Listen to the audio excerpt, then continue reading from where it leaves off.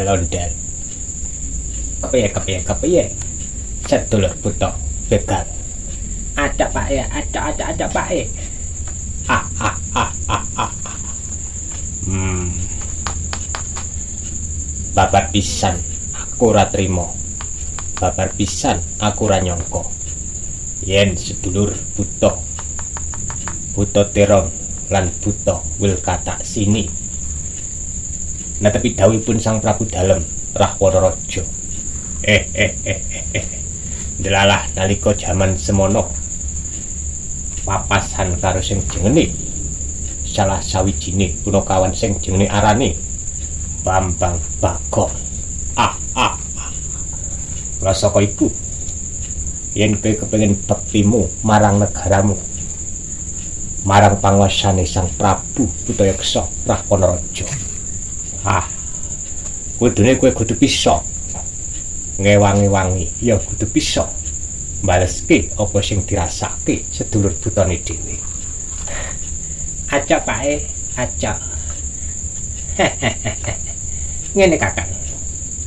Aku iki ya sak temene ya melu prihatin.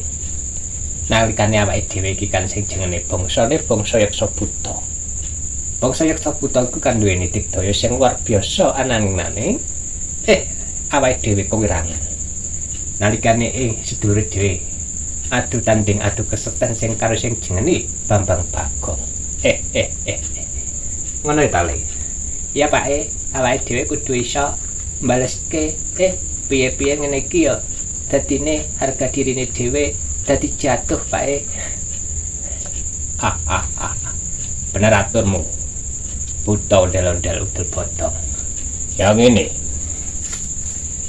Iki ngono, awake dhewe kudu iso balekke jeneng sing wis kadung mudhun. Mosok sing jenenge Butoyeksa dangah-dangah gedhe dhuwur. Ronggah-ronggah rangah-rangah untune iso dikalahke sing jenenge Bambang Bagong. Aku ora babar pisan ra nyangka ra ngira sing jenenge Bambang Bagong nala Bagong. Iso ngundurke sing jenenge Kakang Buta wil katak sini. Iya, ngene.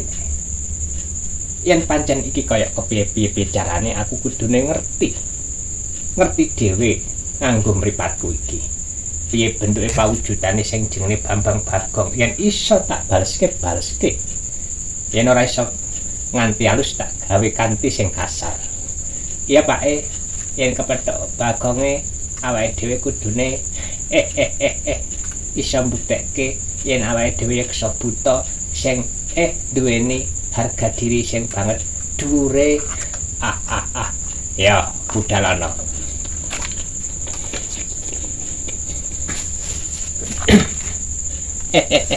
Pak kepiye ta awake dhewe tekan kene papasan karo sing jenenge ngono kae.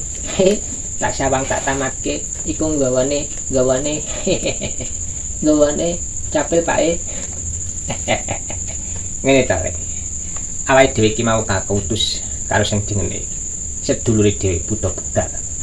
Dikon luru sing jenenge Bambang Bagong. Delalah. Bareng tengah dalan tekan kene iki awake dhewe kepapasan sing jenenge jalma manungsa, pawujudane ya kaya mengkene. Awake dhewe ora ngerti sapa jenenge. Iya Pak kudune ditakoni apa iki sing jenenge Bagong apa dudu Pak Iya ta Pak Le. Kepiye? Kok kepiye? Kepiye iki kepiye? Pak kepiye Le? Aja berbaik hati, langsung sikat habis. Di sana. Ana apa ta Buta? Ngene ta Le. Barang tak sapa wae kok awake dhewe iki ketoke ora medeni. Lah kok dhewe tenang-tenang wae Le. Iku ngono impo-impo Pak ben awake dhewe ora sida anu. Buta ondel-ondel udel bodong. Lah. Kowe wis ngerti jenengku. Iki ngono sapa kok ngendi? Sapa sing ora ngerti jenengmu ondel-ondel bodong? Ngerti? Iya. Lah wong nalikane awakmu iki diupload ana ing video shot, kowe langsung tembus puluhan ewu. Dadine ya padha ngerti. Aku malu. Dadi awake dhewe iki pas dilebokke video shot piye? Sing nonton nganti puluhan ewu ndel-ndel bodong. Awake dhewe booming le. Iya Pak ya gak apa-apa. Anjen awake dhewe lucu kok. Sik. Aku nganti lali tugasku. Aku iki mau ora ape nakoki kowe. Di sana. Kepiye? Kowe ngerti sing jenenge Bambang Bagong. Bagong. Iya, Bagong. Sang ngerti ku Bagong iku ya ora ana ing kene. Lah ndi? Ya mestine ana ing desa Karangkadempel wong dhewe iki wong Karangkadempel arek. Leh. Kowe kok ngerti? Aku ngono ya ngerti. Ya. Yen pancen kowe ngerti dudohke panggone. Iya ta, Iya, Pak. Monggo dhisik. Satemene kowe iki ketemu, niatmu ketemu Bagong iki arep apa? Arep apa? Tak jelaske panjang kali lebar. Sing jenenge Bambang Bagong wis gawe. Kurang prayogane, kurang kepenake. Sing dirasake sedulurku, sedulur para buta yeksa. Iki dina aku iso mbaleske kudune bisa. Mbaleske sing dirasake para kanca para sedulurku sing wis digawe Bambang Bagong sempoyongan. Pak Lek. Kepiye buta cilik? Buta cilik. Ya, kepiye? Yen kira gelem ndudoke utawa maringi ngerti ndi panggone sing jenenge Bagong. Mongko ora bakal kowe bakal kena sing kurang kepenak prayogane alwong kuwi. Terus terang wae. Buta, kepiye? Yen tak sawang kuwi iki ya ora patek medeni. Umume buta iku ora gedhe dhuwur rangah-rangah untune dangah-dangah. Ananging iki dina aku kepapasan karo sing jenenge buta kok nalak padha gendong-gendongan ana ing papan panggonan kene. Lah sak jalukku ngene buta. Kepiye? Awakmu iki ora usah ganggu sing jenenge Bambang Bagong. Lah kenapa? Mergo Bambang Bagong iki yen ana ora benere mestine aku melu tanggung jawab. Melu tanggung jawab? Weh. Emange kowe sapa? Buta. Kepiye? Yen kowe gelem tak kandhani kanthi secara halus, tentune kowe bakal slamet karo sing mbok gendong kuwi. Ananging kabeh iku karek kowe. Yen apa sing tak aturke marang awakmu ora rungokno kanggo kupingmu, ya tentune bakal kurang kepenak sing dadi kahanan bakal ana ing awakmu. Kahanan ora kepenak. Emange siapa dirimu? Kali. Kepiye Pak? Awake dhewe diecek. Jarine buta kok ora bejaji. Buta ora gedhe dhuwur rangah-rangah.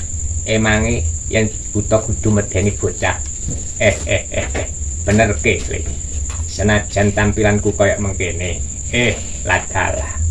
Tentune kabeh iku kudu wis dadi pam. Wis ditentokke sing gawe wayang. Ya ancen ngene. Buta udel bodho. Kepiye? Yen kira gelem tak kandhani secara halus, undurno niatmu kepengin goleki Bagong. Ora bisa. Ora bisa. Emange siapa dirimu? Siapakah dirimu? Wah, sapa kowe ngono? Lah kok buta dikongkon. Emange bayar pira? Oh, nalah. Iya Pak aja dawa-dawa nek musuh debat karo wong meniki, tentune awake dhewe kudune nganggo cara kasar Pak ya tok ne aji-ajiku iki ngono aku wis nggawa gaman tak sabetke Gunung Dukluk Segara Asat. Apa meneh kowe wis ora iso dibayangke dhewe. Buta-buta kepiye? Ya isin pancen kaya mengkono.